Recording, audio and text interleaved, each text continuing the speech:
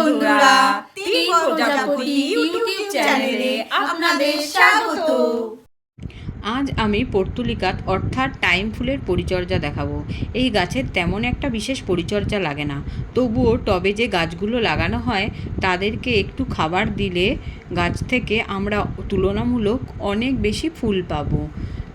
এখন মাঝে মধ্যেই বৃষ্টি হচ্ছে, গাছগুলো খুব তাড়াতাড়ি বড় হয়ে যাচ্ছে। আমরা এই সময় গাছগুলোর একটু ডালগুলো কেটে ছোট করে নেব, তাহলে গাছটার একটা ভালো শেপ হবে আর ফুলগুলোর সাইজটাও খুব বড় পাবো। ডালগুলো কাটার পর গোড়ার মাটিটা নিড়ানির সাহায্যে খুঁড়ে নিয়ে ডিমের খোসা, আলুর খোসা, পেঁয়াজের খোসা শুকিয়ে রেখেছিলাম, সেগুলো একসাথে মিক্সিতে গুঁড়ো করে তাতে একটু হলুদ মিশিয়ে গোড়ার চারপাশ দিয়ে দেব। এতে গাছের পটাশিয়াম, ক্যালসিয়াম, সালফার সবটাই পাবে। আর হলুদটা একটা ফাঙ্গিসাইডের কাজ করবে, তাহলে টবের পিঁপড়ে পোকামাকড়টাও একটু কম আসবে।